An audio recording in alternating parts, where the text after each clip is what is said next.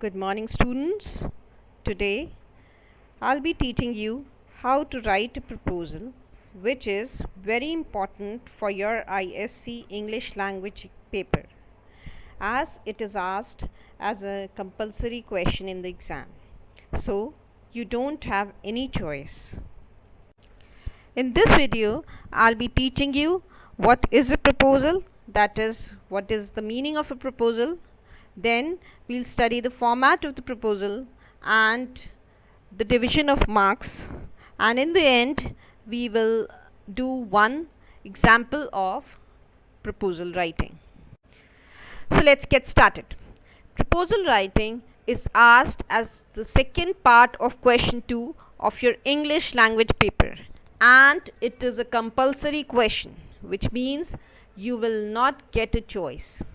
It is a 10-mark question, so you cannot afford to ignore it. The length of your proposal should be approximately 150 words. Children, this is very important that you stick to the word limit. You should not exceed the word limit. Why? Because if you do so, you will not be able to do justice to the other questions in the question paper. So, in the first place, we need to understand what a proposal actually is. A proposal is a plan or a suggestion, especially a formal or written one, put forward for consideration by others. So, this is the definition of a proposal. A proposal is a plan or a suggestion which you make, and you normally submit it, or you normally send it to the people who are in authority for approval. Then they will consider the proposal, they will consider what all things you have suggested and what all do you want in your plan, and then it's up to them whether to approve them. They might suggest some changes or to disapprove them, right? So proposals can be of several types. This is a small list which I have given of some very common types of proposal. This is not an exhaustive list. You can have several other types of proposals also. The first one is a business proposal. A business proposal is a written offer from a seller to a prospective buyer. So business proposals are used in business. They are written by a seller and they are sent to the buyer, right? The seller who wants to sell his goods and commodities and whatever. Then the second very common type of proposals are grants proposal. These are meant for requesting an organization to grant funds for accomplishing a project. Normally these type of proposals are written to the government organizations. The third type of proposal is research proposal. Research proposal is a proposal written by a research scholar giving details about the topic to be researched and the reasons for doing so. So these type of proposals are used by the students who normally pursue higher studies, like the students who are doing PhD, MPhil. They are required to submit a research proposal. The fourth type of proposal we have is project based proposal.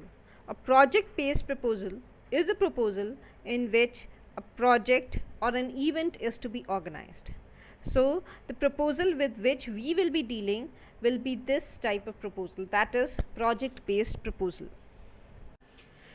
In ISC exam, students will be required to write a proposal for implementing a project, organizing an event, and seeking its approval from a person in authority like the head of the institute, usually a principal of the school. Like I told you earlier also, that we'll be more concerned with the fourth type of proposal, that is the project based proposal. So the students could be asked to write a proposal for setting up a skill development center, for setting up a science club, a dramatics club, a literary club, or for organizing a cleanly dressed drive in the school, or for organizing a yoga day or something of the sort.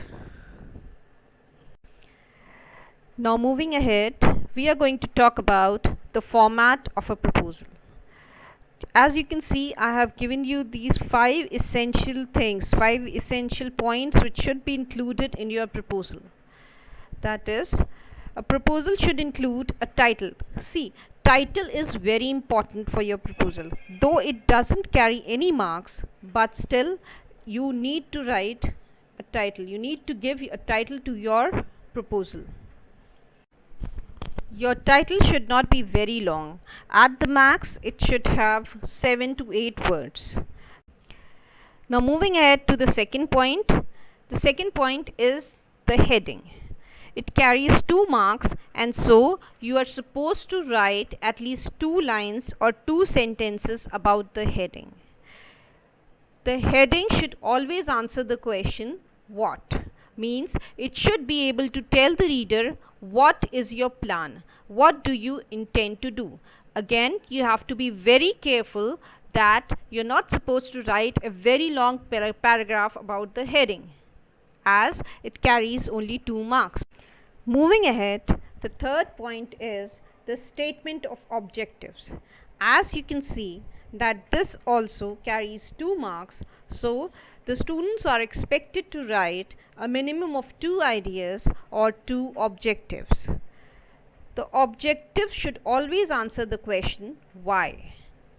Means why do you want to take a particular project, or why do you want to organize a particular event. The next point is the list of measures. As it carries 4 marks, so the students are expected to write a minimum of 4 points in it. Your list of measures should always answer the question how. Means how are you going to do a particular thing, or what steps you will take to organize an event or to do whatever is asked in the question. It can include points related to the monetary requirements for your project or for the event, and it may also include the number of members and the eligibility of members. Then it can include the venue of the event, etc. Now moving ahead to the fifth point, that is the closing sentence. As you can see, the closing sentence doesn't carry any marks, but the students are expected to write the closing sentence at the end of their proposal. In the closing sentence, the student may write that we hope that the project will be accepted, or we hope that the permission may be given to conduct a particular event, whatever event you are wanting to organize. So these 5 points of the proposal total up to 8 marks. 2 marks are for the expression and the linguistic ability of the student. Now what is the linguistic ability of the student? Linguistic ability of the student means how well the student has understood the topic and how well the student has expressed himself or herself, and it also includes the accuracy of grammar, accuracy of language, and punctuation. I hope that all of you have understood the format of the proposal and the points which should be included while writing a proposal. So moving ahead, we'll do one example of a proposal. As you can see on your screen, there is a question. I'll read out the question for you and then I'll explain the answer. As a member of the student council of your school, you have been given the responsibility of setting up a science club.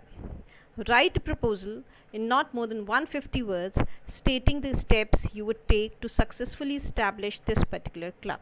So this is the question. See, they have clearly mentioned in the question that the proposal should not be of more than 150 words. So you cannot go on writing.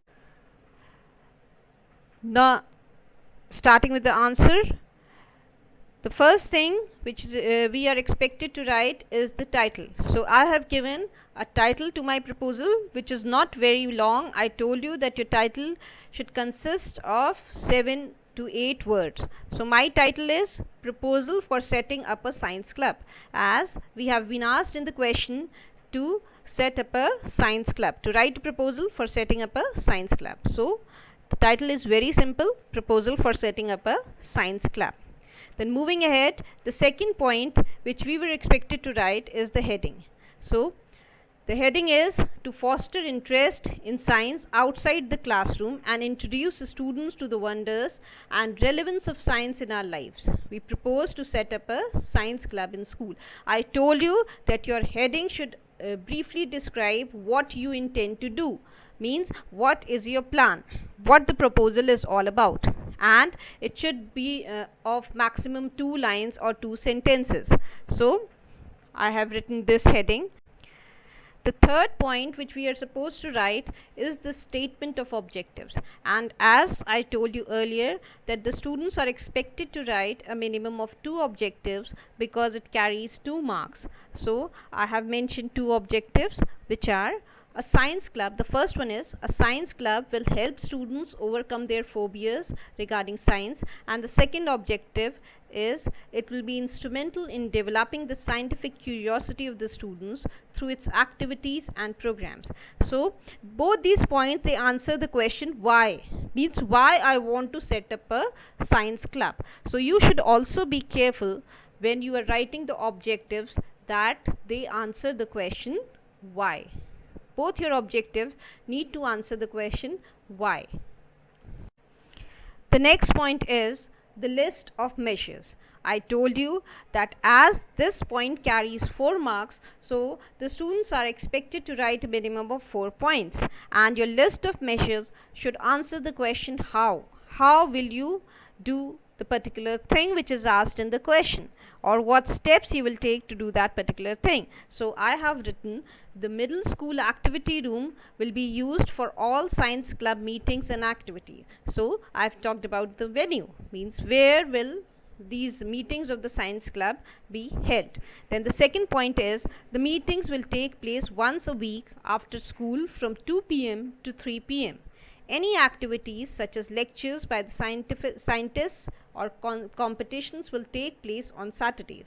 So these are the activities which will be conducted by these clubs, and we have decided a day also when these activities will be conducted. Then the third point talks about the eligibility of the members, who all can be the members of this club. That is, membership will be open to all the students from classes 6 to 12. Mr. R. Singh will be the president, and 8 other office bearers will be elected from the members. So who all will be the members? The third point talks about that, and then the fourth point talks about the membership fee. Club membership fee has been fixed at rupees 300 per member per year. So it talks about the monetary requirements, or from where will the club get its funds, and how will the club arrange for its financial expenses. After you have written the list of measures, then you are supposed to write the closing sentence. So I have written the closing sentence. We hope that the proposal will be accepted so that the science club becomes a reality in the life of the school. Though this point doesn't carry any marks, but still you need to write a closing sentence before you end your proposal. And then we have 2 marks for the linguistic ability, and it totals up to 10 marks. Now before we end, let's have a quick recap of all the important points which students are supposed to take into consideration while writing a proposal. It is suggested that while writing a proposal, the students provide an apt title, a heading that is an introduction of about 2 sentences, a minimum of 2 objectives, and a list of measures of minimum 4 points. The proposal should be concluded with an appropriate closing sentence. 2 marks will be awarded for linguistic ability. I hope that this video has helped you in having a better understanding of how to write a proposal. Thank you.